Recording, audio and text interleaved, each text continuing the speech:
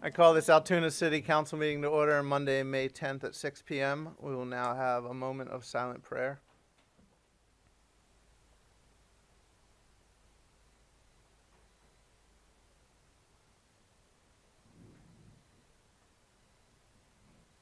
Please stand for the Pledge of Allegiance. I pledge allegiance to the flag of the United States of America and to the republic for which it stands, one nation under God, indivisible, with liberty and justice for all.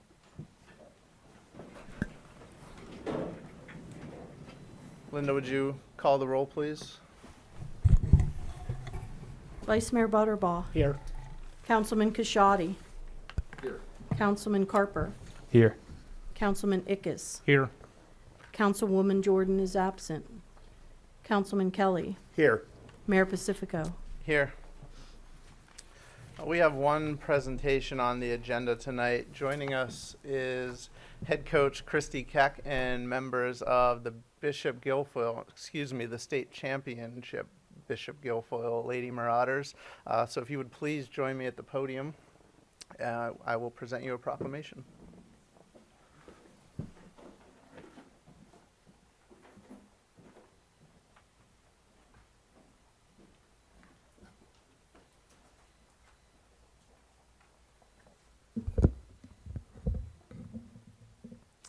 Whereas the Bishop Guilfoyle Lady Marauders basketball team captured the coveted PIAA Class 1A state championship title on March 26, 2021 at Hershey Park Arena in Hershey, Pennsylvania with a 62-47 win over Jenkintown.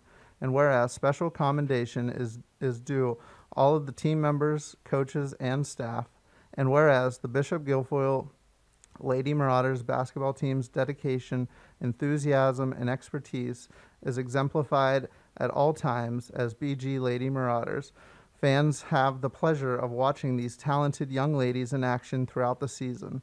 And whereas we, the Altoona City Council, and the citizens of our fine city of Altoona, Pennsylvania, wish to express our tremendous pride in the Bishop Guilfoyle Lady Marauders for their outstanding performance during the 2020-21 championship season. Now, therefore, I, Matthew Pacifico, Mayor of the City of Altoona, Pennsylvania, do hereby proclaim the month of May 2021 as Lady Marauders Basketball Team Month in the City of Altoona in recognition of all who have worked so diligently in attaining this remarkable goal, and I urge all citizens to join with me in commending the team, the coaches, and staff on this auspicious occasion.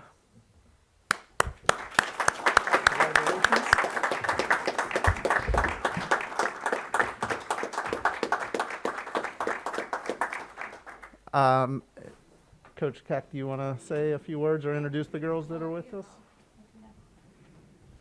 Okay. First of all, we just want to say thank you for having us tonight. We're honored to be here, and we were honored to represent Altoona, obviously, in the state championship.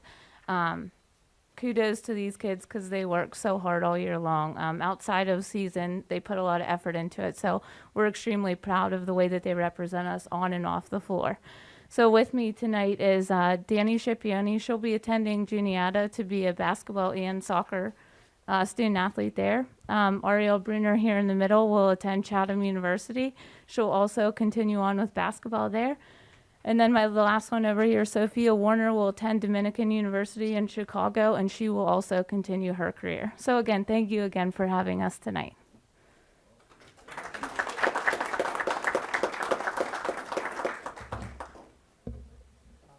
So if you want to get a picture? Yeah, yes, absolutely.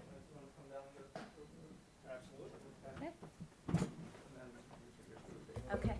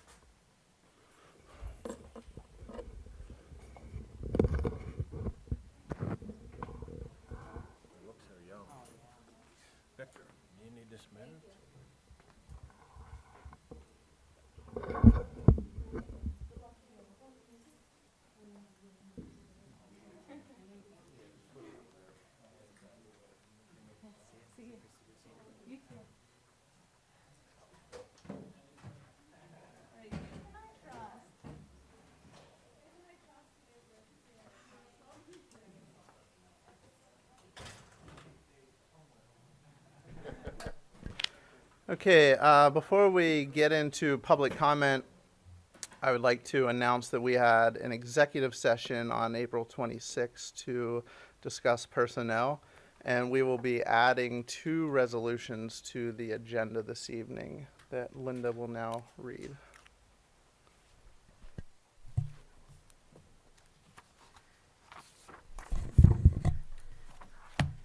The first resolution that will be, let me get to that page, will be Resolution K.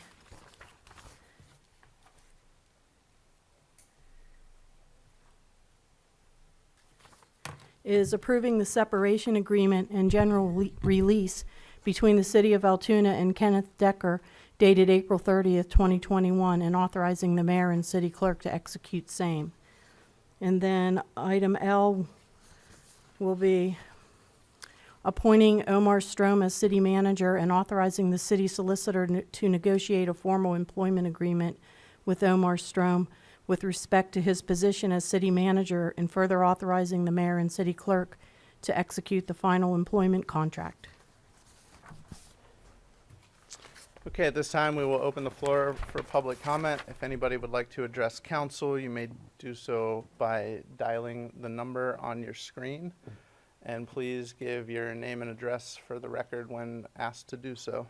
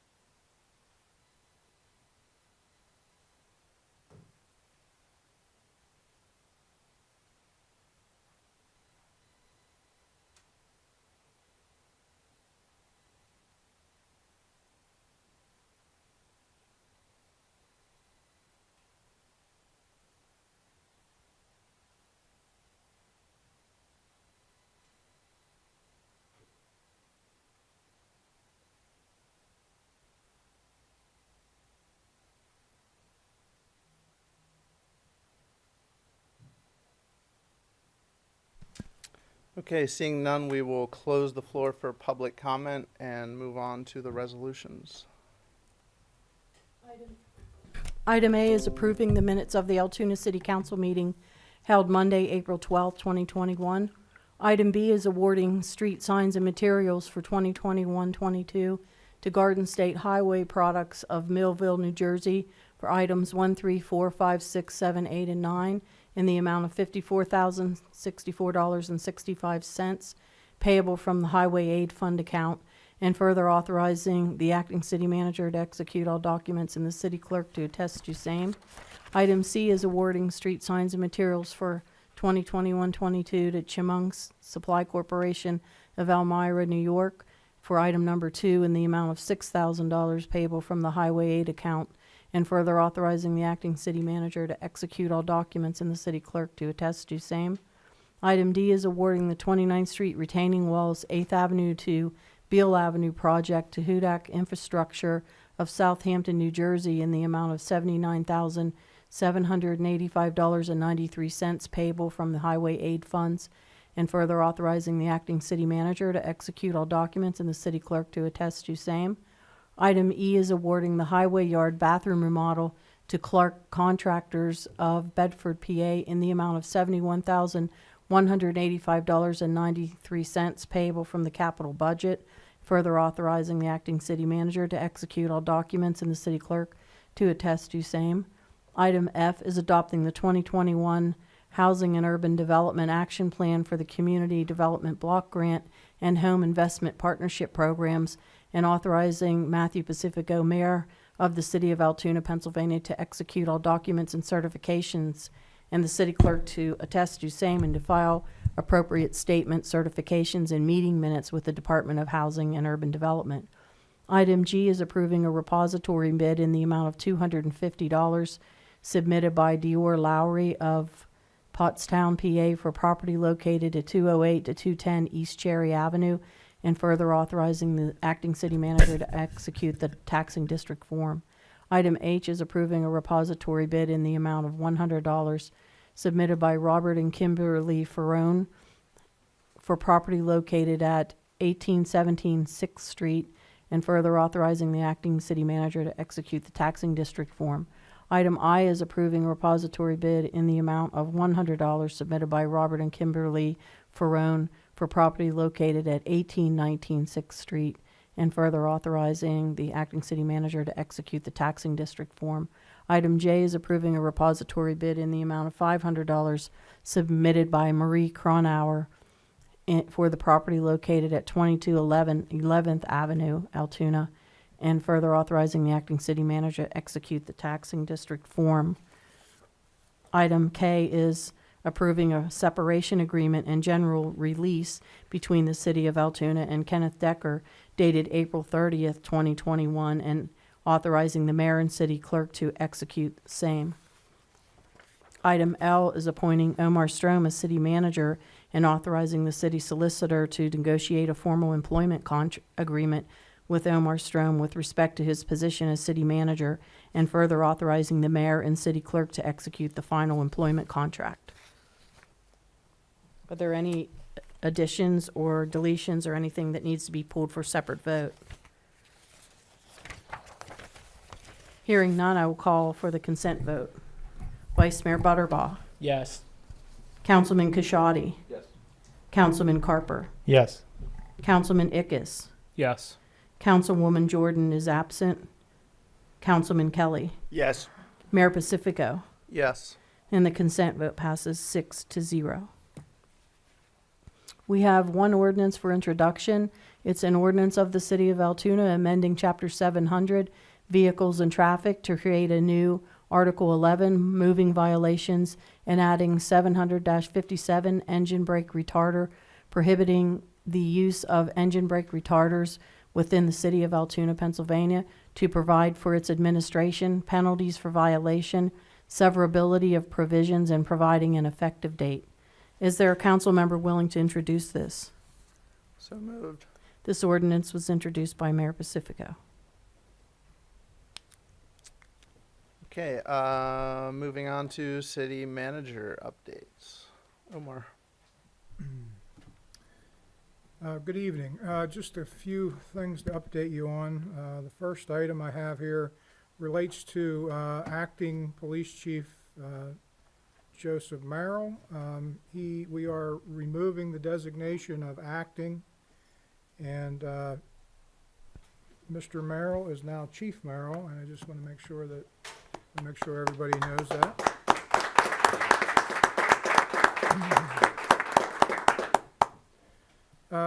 We all got some information today regarding the American Rescue Plan. There was some guidance that was due from the Treasury. We received that today. We'll receive 50% of the funding by the end of the month. We are taking steps at the staff level to make sure that we are able to receive those funds based on the Treasury's guidance. Just another item I have here, auditing. The city's financial audit is really in high gear right now. We would anticipate that by the end of the month or early next month that will be complete, and then that will be submitted to council and presented to council at a later date. We received the engineer's report regarding the McCrory's building. Really confirmed that the viability of the property. Most of the damage, again, was related to the roof leaking and the water infiltration. The structural steel beams in the first floor particularly are in very good shape. And there definitely would need to be some remediation in relation to the wood materials throughout the structure. Again, because of the leakage. The next item I have is that we are, for the first time since about March of last year, going to reinstitute the quick response service for the fire department. It's something that's needed in the community, and I was talking to the fire chief, and we're ready to pull the trigger on that. I just wanted council to know that. And the last thing I have is just to let you know that we are continuing work on a revised personnel policy manual. That will probably be finalized within the next month or two. That's all I have. Omar, question. With regard to the ARP money, Yes. am I correct in understanding that we do have a definitive number now? I believe it's 39 million. I don't, 39 million and change. Okay. Yeah. And any surprises with any of the criteria that they've set forth that, well, Kind of too early to say. yeah, okay. it's too early to say. I mean, there's just really general guidance. The mayor submitted a link related to a webinar. I tried to log into that webinar at 4 o'clock. I tried as well, and it said that they had already reached Yes, that's what it told me. maximum of 1,000, so couldn't get on. I got in it. They kind of just they rehashed.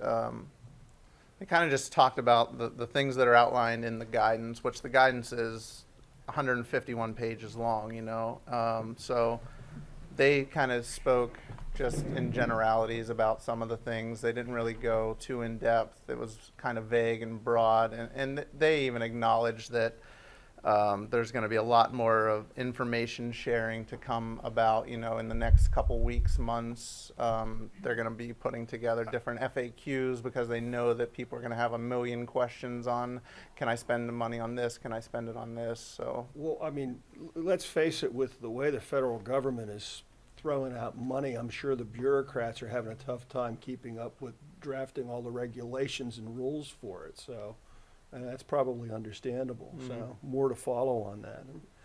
The copy of the engineering report. Yes. If I came in, could I take a look at that? Absolutely. Okay, would I like can to see distribute that. it to council if you like. I think that would be, I know I'd like to see a copy. Yeah. I mean, is it a voluminous document, or is it? No, it's maybe 10, 12 pages. If it's not a big deal, if we could even just have it electronically, that would be great if it could be scanned. Yep. And I guess the other question is, and for either you or for Tim Heilman, is there steel frame in that building? Yes. 'Cause- Okay, so many of some of those buildings prior to that, there was a lot of wood beams still in it, so it's steel in it, and that's good then. Yeah, so the report, and you'll see this whenever I submit it to you, says that the structural steel beams are in fair to good condition. The first floor is in fair to good condition. So, Okay, great, thank you. sure. all right, thank you, Omar. Moving on to mayor and council discussion items. Councilman Kelly? Thank you, Mayor. Yeah, I would, you know, we're seeing some recent examples of successes with regard to housing initiatives, and we all had the opportunity to take a tour of the Grand Palazzo, and we've talked in the past about talking about housing at a work session, and I think maybe now is the time to maybe move forward with that, and I would suggest that a good starting point for that discussion would be to invite Steve McKnight in, you know, not only in his capacity as the director at ABCD Corp., but when we were in Act 47, the state initiated a housing study. At the time, the consulting group that Steve McKnight was working for, you know, Steve worked on that study. And I've chatted with him since then, and he has some additional ideas. And he said he'd be willing to come in, and I think having a discussion with him at a work session could be a good starting point for how we can go about being a little creative and innovative with some housing strategies in the city, and what we can do to help facilitate efforts like that going forward. Because if we don't have housing that's attractive to people, we're going to keep seeing a loss in population. And I think that there's some good things that are happening, and let's see if we can't amplify that. So I would just throw that out, that I'd like to see Steve be part of one of our work sessions and allow him to make that presentation.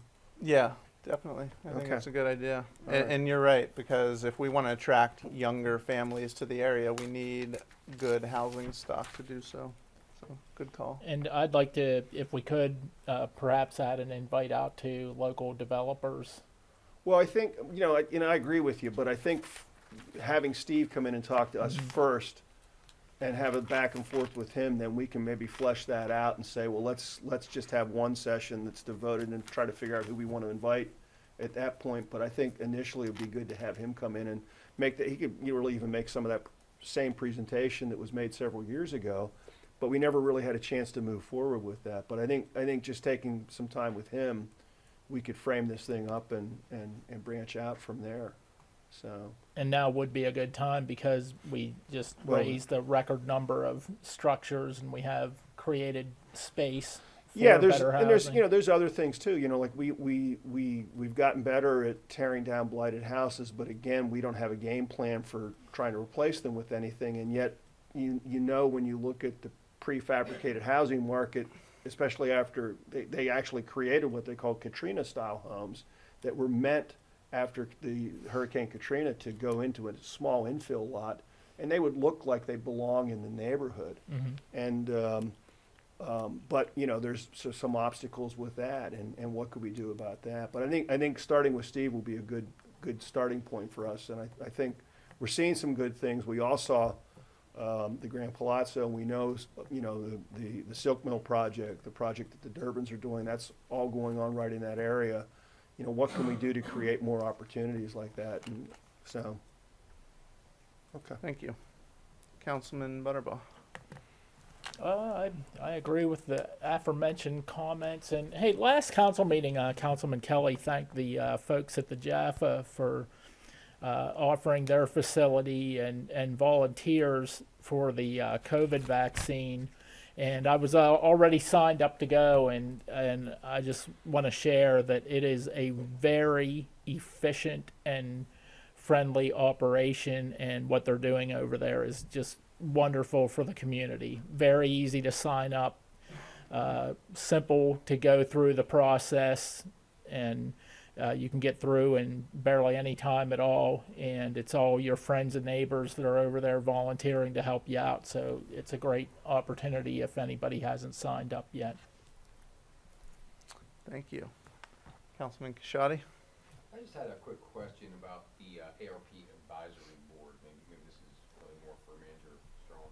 Is there a cutoff for the applications for voluntary advisory board membership? I don't believe we set up a cutoff. I know No, we received didn't. about 13 of them, I believe, the applications. Linda, do you know? Have we set We up a- didn't set up, no.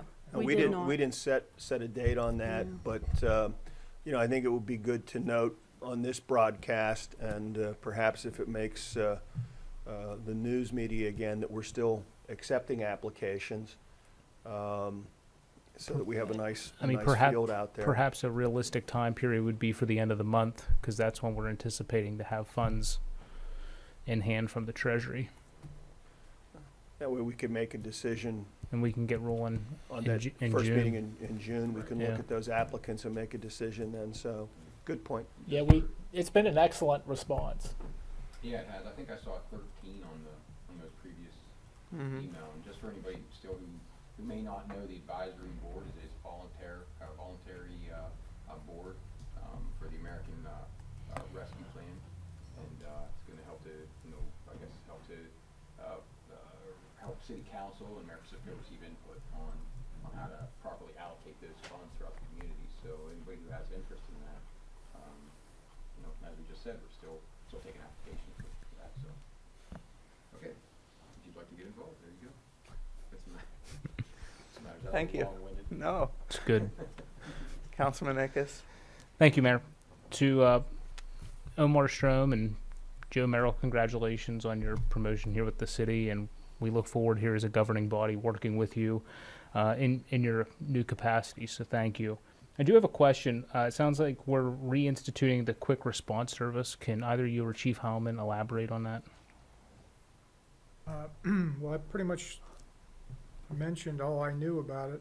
You know, has been dormant really since COVID struck.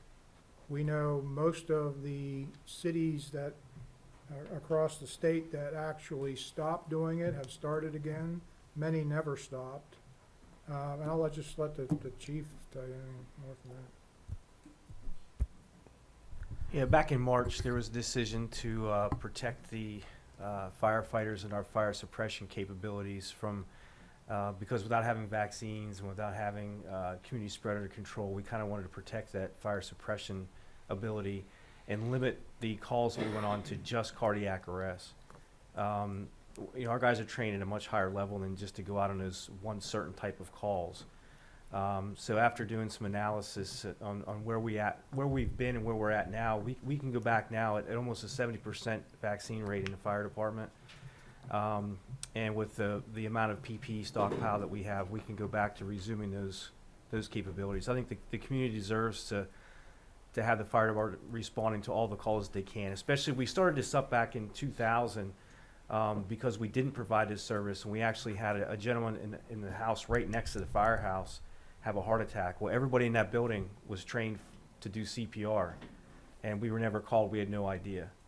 So, you know, because we're 3.5 minutes from anywhere in the city from the nearest firehouse, we can provide that pre-AMED care that we can stabilize the patient, especially with the importance of early defibrillation and those type of things in cardiac issues.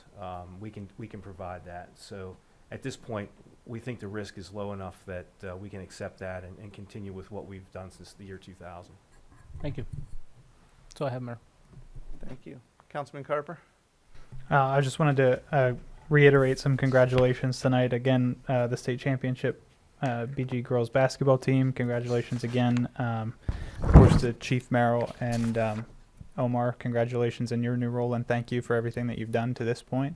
And we look forward to working with you in the future in your new roles. And then I did just want to reiterate to Councilman Kashadi's point, and I think Councilman Butterbaugh as well, that I believe every Pennsylvanian is now vaccine eligible. So as long as you're 16 or older, I think at this point. So that's an important point to reiterate to the public out there, that as long as you're 16 or older, you're eligible for a vaccine at this point, and there's light at the end of the tunnel here. So that's everything, Mayor. Thank you. Thank you. I'd also like to just say congratulations to Chief Merrill and to Omar. And also, I meant to do this earlier and it escaped me, but I issued 2 other proclamations recently for Public Works Week, which is May 16th to the 22nd, and for Building Safety Month for May 2021.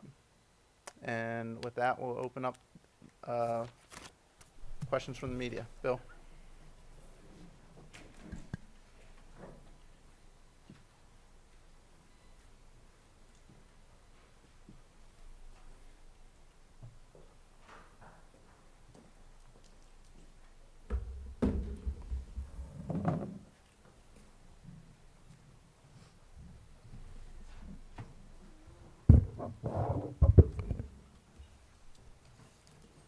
Thank you. I know you talked a little bit about the rules for spending the $39 million that you're getting. Can you say anything about them, like what kind of limitations, what kind of things you can't do, I guess? Bill, the guidance is all online on Treasury's website. If you want, I can share that with you later. That has all of that outlined. Okay. If you can send that. How many committee members, advisory committee members, do you want to have? We haven't really discussed that yet, so I think it's still open to however we want to set it up, how flexible we want to be with it. Yeah, and I think, we'll have to wait and see how many total applicants we get, and that decision will probably, it sounds now like we will take action on determining the size of the board and how many, who gets on at the June council meeting. Yeah. How soon do you expect that you will need to decide, that the city will need to decide what you're gonna do with this money? Well, we have until 2024 to use it, so there's no rush to go out there and start spending money by July or August, I think we can take our time and be patient with this and kind of weigh what's best for the city and go from there. When you say have until 2024, you mean you have to have it spent by some time in 24? Yeah, December of 2024 is when the money. So the end of 2024 has to be spent. Any remaining funds go back to Treasury? Okay. Meaning like projects have to be done by then, or? I don't know. I don't know Okay. the specifics of that. That's going to be a tight timeline. Yeah. Yeah. I don't wanna guess, but I would think the money would have to be allocated by then. I think, or we may have to award. Yeah, award bids. Make Yeah. decisions by that time, so. That's going to be a tight timeline. Well, I think every community across the country is gonna be, hard pressed to have that money spent by then, because I think the availability of contractors to do the work, it's gonna be pretty backed up. And Bill, there was the call or the webinar that was referred to earlier. One of the things that was noted by General Counsel for Secretary Yellen, who was on there today, said that the ARP money is designed to address the needs now and going towards the future. So Treasury will be periodically looking at things that can be updated or changed in the guidance, to make the money just to adjust with the how the money can be used or the needs of it. Meaning the guidance isn't gonna be necessarily fixed at the beginning. Right. That's what I gathered. Can somebody say what the terms of the separation agreement with Ken Decker are? Yeah, Bill, pursuant to that agreement, he's receiving 6 months of severance effective April 19, 2021, with continued contribution to his Section 457 plan. That is consistent with his original December 11, 2019 employment agreement with the city. His health care benefits will continue during that period. And he had an accumulation of some vacation and personal days, which are going to be paid out as well. 457 plan is basically a pension kind of plan, or a? It's similar to a 401k plan, but for the public sector. And you're saying it's 6 months after April 19th? Effective April 19th, 2021. Okay. Yeah. I know I've asked this before, but can anybody say why he was let go? Bill, I think, as we've reported before, he was placed on administrative leave on April 6, 2021, and the parties have mutually agreed to part ways. And they entered into that separation agreement and general release. Okay.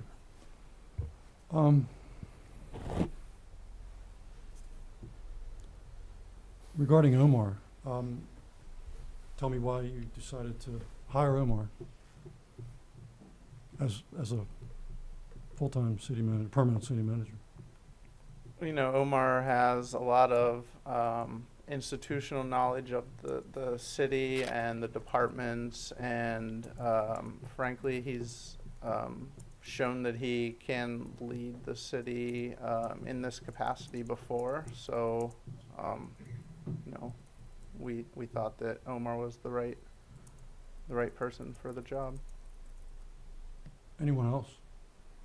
I think certainly when you look at the number of years of service, Omar has certainly served a good long apprenticeship, and his background and skill set will be, the city will be well-served with him at the helm. And I think we have a good, steady hand there. Yeah, I would I echo think that. he's earned it. Is the easiest way to say it. And I think his background in various departments and different hats suits him well to work as a public administrator. His leadership over the years as department head through Act 47 process, through the home rule process, through the good times and the rough times, he has been solid the whole time. He knows the city, he knows the government operations here, and he is definitely qualified and will do a great job as manager. Yeah, but our community is in very good hands, Joe Mark at the helm. Was anyone else considered besides Omar?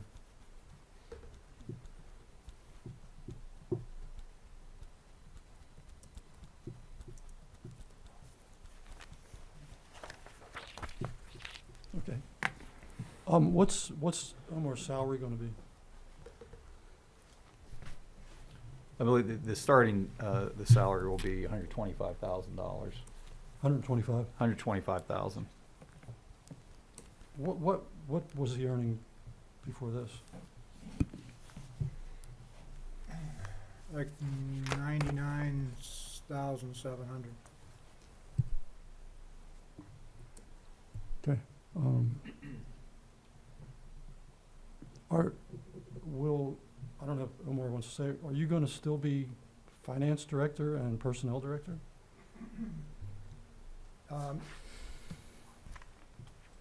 No to the first question, and yes in the immediate future to the second question.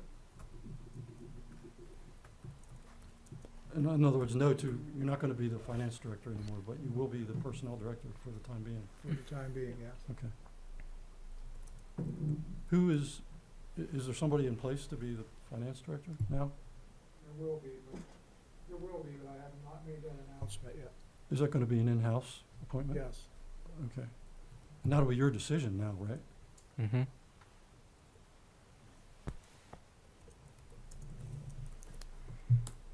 Okay.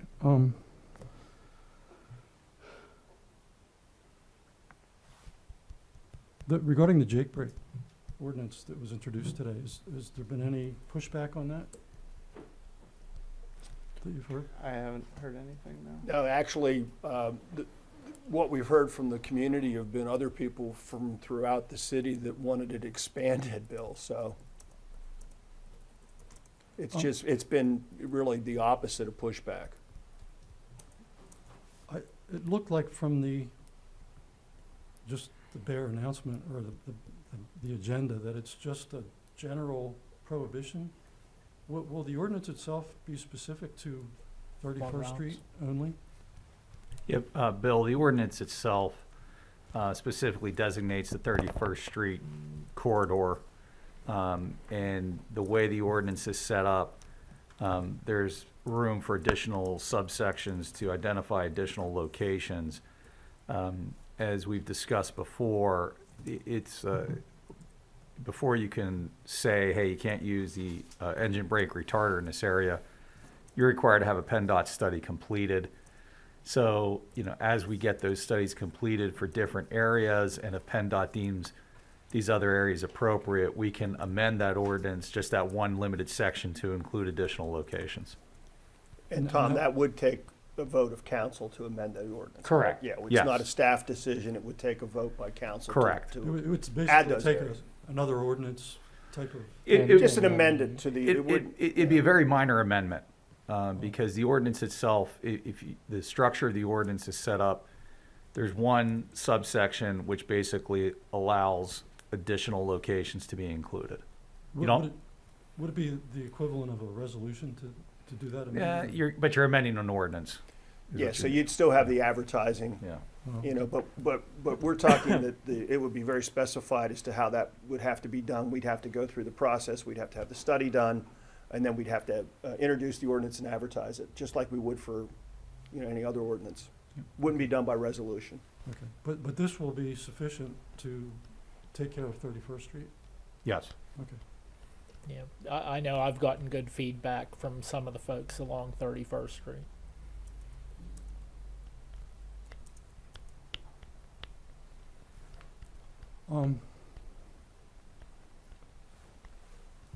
Oh, yeah, and the same question, I guess, as I asked regarding Omar, I'll ask regarding Joe Merrill. Why did you decide to promote Joe? We didn't. Omar did. That's Yeah, his, you'd have to- that's you'd have his to ask- call and his call. You'd have to only. ask the manager, that's his Okay, purview. Well, Joe was selected as the deputy chief and then promoted to the acting manager because, I mean, acting chief. or excuse me, the acting chief, as, because of his qualifications. And he was the best fit for that position. And I think you can tell from the round of applause that council is well pleased with Omar's decision.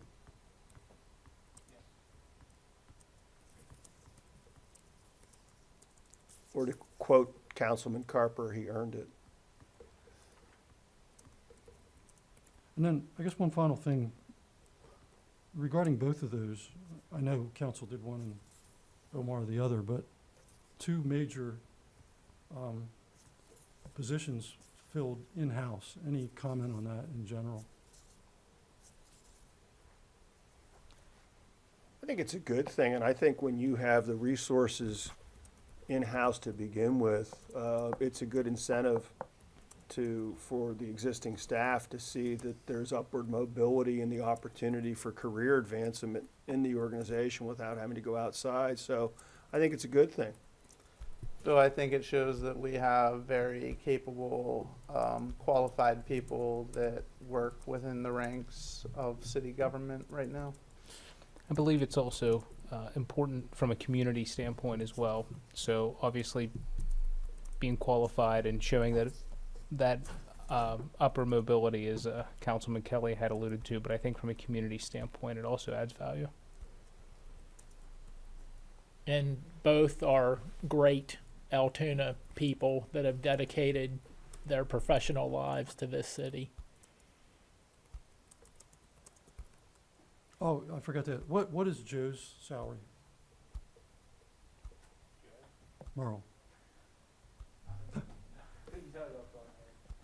It's really, there's no change in salary. He will just maintain the salary that he has. There's just no longer an acting chief, but the actual full-fledged chief. And what is that salary?